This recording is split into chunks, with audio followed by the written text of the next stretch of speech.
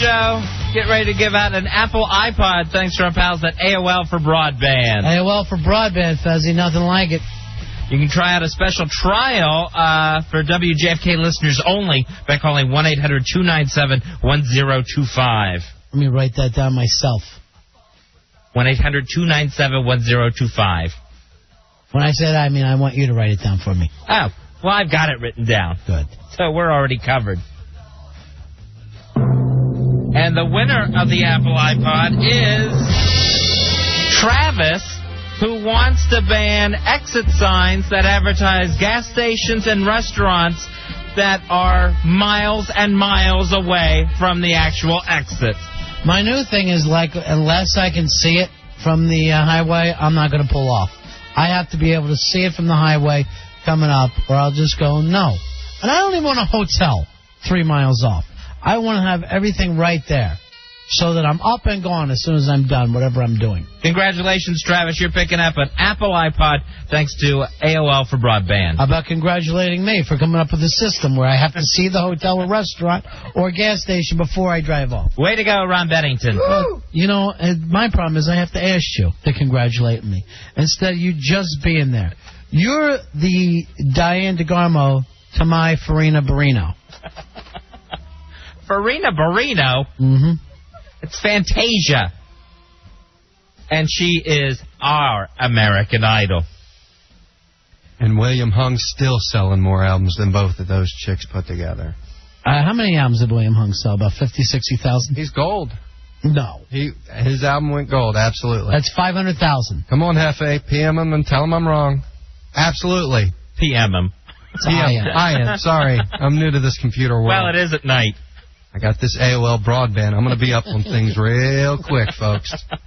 Has it really went gold, or are you just making that up? Or is it going gold in fake radio terms? He went gold. His album is going through the roof, and actually they're planning a tour. So I saw that on Keith Olbermann's show on MSNBC. All right, I will tell you this. I'm gonna guarantee Farina outsells him. Never. This will be the biggest flop in American Idol history. No, Diana DeGarmo will not have a hit album, but Farina will have a hit album. Wait, who won? Farina. Yeah, that's not going to go anywhere. Have you seen this girl sing? I thought like her last... Yeah, I saw the final performance. I thought it was horrible. She did 9 songs that night. I've seen her... You see her do that same song like the other night? I'm not sure. She rocks. She's like a young Macy Gray, which is bad news for Macy. I heard a lot of Nell Carter in her voice. Oh, is that being... Here's what you got. No. People are so scared of black people. No, Carter. Wonderboy, are you checking up on this William Hung rumor? Is that what we're counting on? I haven't found out about the William Hung rumor yet, but we're going to look. It wasn't in the corner over there where you're stacking papers? It's not over on the log for... Yeah. I want to know that he's selling 500,000, because that's a hell of a lot of albums for a joke. They're pushing him. They're pushing this guy, and I don't get it really, but it's a joke. Cool. It's a funny joke. Jeannie, you're on Ron and Fez. Hi, Ron. Yeah. Hi, Fezzy. Hey, Jeannie. I just wanted to agree with Ron about having to see the signs before I get off on an exit. Thank you, honey. And the worst is on I-81 down, there's a place called Dixie Cavern, and I'm got my gas light on, and it literally took me coasting into the gas station because the rule is it has to be 2 miles or less, and it was 1.9 miles to the Shell station. All right. And I couldn't turn around. Let me tell you something. If I ran out of gas on a highway and I had a gun in my car, I'd rather shoot myself in the head than sit there and tell somebody I've run out of gas. I hate that thing. Or just walk anywhere. Or then try to make the gimmick with the guy of let me have the can. Because they act like you're not coming back. And I'm like, I'm not stealing a gas can. But I can't treat him like he's an idiot because I'm the moron who ran out of gas. When there's a gauge. It's not like we don't get gauges. I don't have any money. I thank you for being on my side, Ginny. Fez acted like I was a maniac for having a simple rule of wanting to see a gas station, hotel, or restaurant from the highway and not trusting signs. Congratulations. One time I ran out of gas on the interstate. I'm walking along. I mean, there's nobody stopping. I don't have a phone to call anyone. Why would they stop you? You look like Gacy. I get to a rest area. There's no phones there. And the one car that's there is like a highway patrolman. and they've got a prisoner in the back seat. And so I go up to them to try to say, hey, I ran out of gas. Where can I get some help? They're yelling at me, move away from the car, because they had whoever in the back seat. All right, and why would somebody take a prisoner to a rest area? Were they working him over? Was this some kind of a bad cop, good cop thing you walked up on? I have no idea what I walked up on, but they... Who's going to be moving a prisoner going, I got to get off the road for a while. I just got to pull over here and rest. I used to work at a rest area off 81, actually. You'd be surprised how many people come in there looking for gas at a rest area. I'm surprised already. That I had a job? Yeah. I'm surprised with that. And what were you doing at the rest area? Helping people? Yeah, what's the job? It was an overnight, midnight job where I'd walk around and, I guess they'd call it a janitor, where you take the trash cans out. Yes, that's a janitor. Little tractor, you throw the bags in the back. I loved it. Wouldn't you be paranoid out there at night when anyone could pull up? No, I felt safe in the dark. Bobo says William Hung is literally number 9 on the Billboard charts, but he hasn't sold 500,000 copies. I think he debuted in the 30s, like at 36 or 31. You went to school in the 30s. We'll outsell the White album by the end of the year. That's just crazy talking. You know what? Gold. It's gold. When we do radio psychics on here, we have to back them up. We just don't... Yeah, I was wrong with the Belzer thing. I'm not wrong with William Hung. I'm going to the bat or somewhere with this one. We just heard that you're wrong. No. That hasn't gone gold. It's gold. Absolutely. All right, by the way, Rock Against Bush is number 8. In April, William Hung CD debuted in the top 30. Sales between 30 and 40,000. That would mean that he'd almost have to sell that strong every week since then. And I don't believe he has. But I don't know. I don't know. Maybe he has. I know people get a big kick out of that shebang. The whole album's great from what I hear. It's teasing the retard, though. Don't you think? It's almost mean to be a fan. You know what I mean? It's like... all they want to do now is get retard Wendy and make both of them kiss. And I think they have him like show up at schools with cheerleaders and stuff for like pep rallies. It's more real than that Britney Spears stuff, though. I think the guy's genuine. I like him. He is genuine. There's no doubt about it. And he is probably more real than Britney Spears. But it comes off a little too real for me. It comes off as a waterhead thinking he's singing while other people... tease him by laughing and clapping along. Or maybe he's a genius pretending to be a retard. I guarantee you he's no genius. There is no scam. You just say he was so real. And now you're saying now I'm thinking maybe he's just pretending to be weird to make... Oh, forget it. I think that's your act, Perry. I think you're the one pretending that he's weird. Wasn't he wanting to be a dentist? Yeah, you let William Hung put his hands in your mouth. No, he's not. See his teeth. He's not trying to be a dentist. I think he's an engineer student. Folks, we had him on the Cosmic Circus. Go check the interview out. You know, me and him did a little thing for real. Yeah, speaking of not being real, you taped an interview and you put your voice in between. Nope. It's all fake. And I'll stick by it. He takes interviews and then he edits out the real interview. Nope. And he puts himself in there. It's a fake interview, and I'll stick to it. Yeah. He has to call himself Connie Chung in order to make it fit. The realest fake show out there, folks.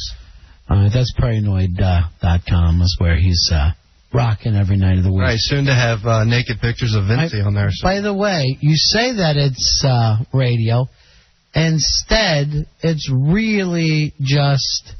bits. MP3s. Yeah, MP3s. Load your iPod up with the Cosmic Circus. It's never like you go in there and do an hour. You do 3 minutes, and then you move on to another calendar day 3 days later. I'm afraid people don't want to download like an hour show, so I just, I cater to my fans who want 2 minutes of me. How many fans do you think you have? 51. We have 51. We've been at this for a year, and we have 51 fans. That's not bad. All right, maybe about 100 on the mailing list, though. Oh, nice. John, you're on the air. Hey, how you doing? I don't know. Just on the William Hung thing, I mean, I think in the end of the day, if he's getting a fat paycheck, I don't think it matters, nor does he care whether he's in on the joke or not. John, do you think that they're letting this retard keep the money? He's probably getting gouged. Do you think there's any way in the world that these promoters and this record company are going to let him walk away with change even? I'm guarantee you he's some kind of behind the music waiting to happen. Right. All right, see you later. I heard, I see my memory's bad, but I heard that the winner last night got $1 million contract, was it? Yeah. And that Simon, she's going to walk away with about $100,000 because it's Simon's label that she signed to. Well, they say it's Simon's label, and everybody's first album is always a rough situation of, the record company always make you pay back. But then it's an American label, so I don't know whether Simon just turns them over here in this country. It's the same guy who came in, the old record guy, who's been Clive Davis. Oh. It's Clive Davis's label. But Simon does, I saw this thing on like an Entertainment Tonight, where Simon gets a piece of money every time those kids tour, sell a record, something goes into his pocket. He's making a lot more money than I thought. And he doesn't even own the show. That other Simon owns the show. Simon Fuller. Now, last night on that show, when everyone was all dressed up like they were the Brady Six and doing that number together, all 12 of them, Simon's just laughing his ass off. That had a real stupid, it's the end of summer camp type thing going on there. Because none of the guys could dance. They were making them do things, and all the judges were just laughing. So that's a little piece of what you're going to get in the stage show.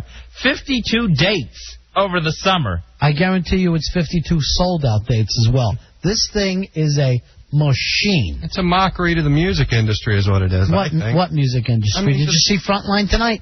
The music industry is dead, my friend. I saw something about Slash and Steve Weiland's new band was doing something on there tonight on something, but no, I didn't see it yet. What's that, Velvet Revolver? Right. I haven't heard them yet, but I'm hearing good things about them.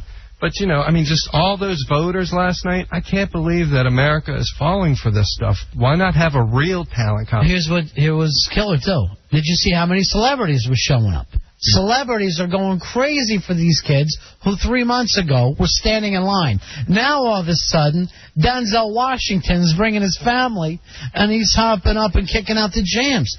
And it's literally like watching a country on ether. That's how the United States is now. They're just ether heads. And the Simon thing that started out as the guy that you love to boo, now people relate to him. And he doesn't get booed at all. People were crazy about him. The Paul Anka song was good. Paul Anka rocked the house, I thought. I was a little embarrassed for Paul Anka walking out there doing a parody song at this point in his career. At one time, you have Frank Sinatra, probably the greatest singer of all time, do your song. The next thing you know, you're up there doing jokes about JPL while you're singing it. I know, like, man, but I think it's not like he needs money. He's a very rich man. He just wants to be with the hot show. He wants to be with a hot show. Will the show last? Will there be more and more? I think you're looking at, here's my prediction, 20 years. Phew. 20 years that show will be on the air. Because every year you got a brand new chance to run it. It's not like you can go, all right, I'm looking at this and I'm getting bored. It's going to be like Bandstand ran for, 20 years.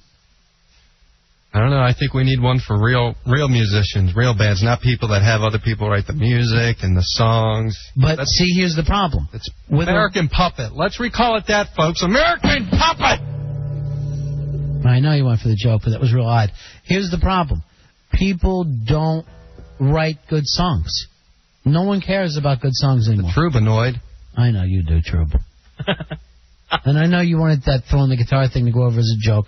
It weirded out everybody in the room, just so you know. I'm frustrated at it because there's a billion artists out there so much better that deserve to be heard. And name one.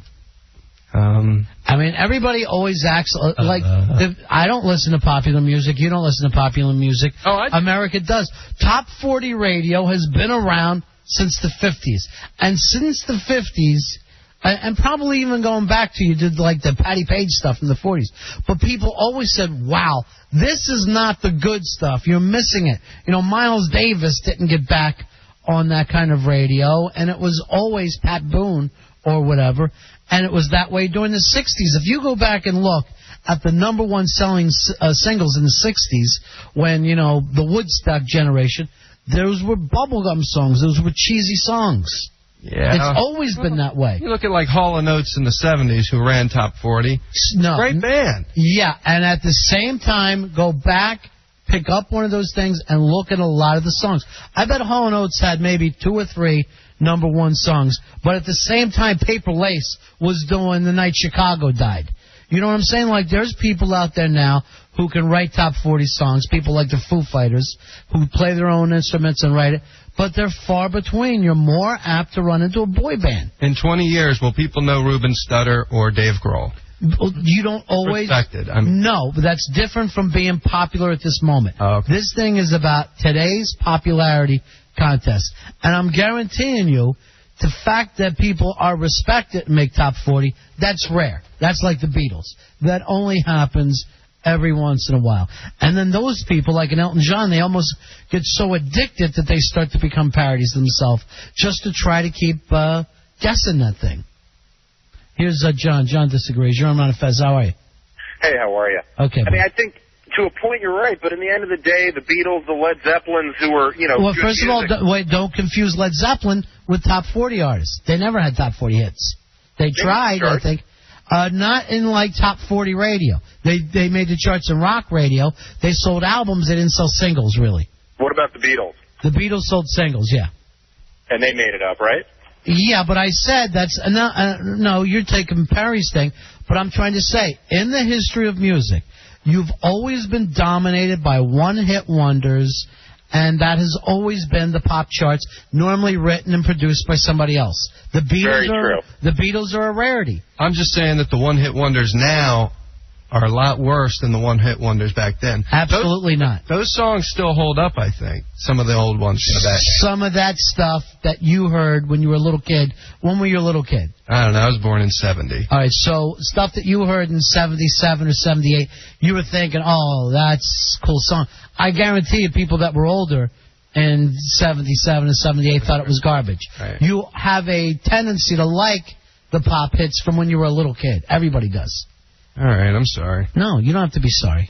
I just want you to be aware that this happens. Now you know. I just had no idea so many people were into it. It has always been a machine. It has always been a machine. In the 60s, the Byrds wrote about it. And it was supposedly about the Monkees. Tom Petty covered that song. I'm trying to think of it. So you want to be a rock and roll star. And it was literally now about signing up with the big record company, letting them write your songs, change your hair, and you'll be a star that way, but it's all fake. And that was supposedly in the golden age of rock music. Monkees rock. I love the Monkees. Well, the Monkees were hated by everybody. They didn't play their own instruments. They didn't write their own songs, and yet you love them. And I'm telling you right now, some little kid feels the same way about Ruben Studdard or whoever the hell else it is. They're just making the new Johnny Bravo. Here's Gary. Gary on Ron and Fez. Hi, Gary. Ron and Fez, would you guys agree that the songs that you remember the best are the ones at about age 20 or 21? Those are the ones that kind of stick with you through life? It would really depend on what kind of high school you had and what kind of college you had. Some people, the college songs, their all-time favorite. You can always tell by when somebody really was almost at their happiest or most sensitive by what age songs that they I think you're absolutely right, because I can remember those, and that for me, that was back in like 77 and 78. And let me ask you something else real quick. Do you think groups like the Gap Band and the Brothers Johnson back from that era were talented? I thought they were. I think they're fabulous, but again, they were not, massively important. Right. And they would never be. I mean, you could take that band, put them on American Idol, and I don't think that they would suddenly sell. They're not mass appeal. And a lot of people that are great. I mean, I love Tom Waits, but you could not make him mass appeal. It just isn't going to happen that way. They've tried enough. Kevin, you're on Ron and Fez. Hey, buddy. Hey, buddy. Hey, Frank Zappa, Tinseltown Rebellion, buddies. That's what we're talking about here. Frank Zappa, what was the top 40 hit that he had? Do you remember? Oh, there's a number of them, but... Valley Girl was his biggest hit, and Valley Girl sounded like a bubblegum hit. It wasn't the Frank Zappa. He had to change or just got lucky once or whatever. Maybe he didn't even care. But to make that thing appeal to the masses, the masses have never been hip. Never. The masses are dopes. They love carnivals. That's what they are. There are people that love carnivals and you can take cash off them. And it's never changed. I just say there's two kinds of people in the world. There's the carnies and the rubes. Don't get stuck with the rubes, son. We're going to take a break. We'll be back with the fastest hour in radio. We're Ron and Fez.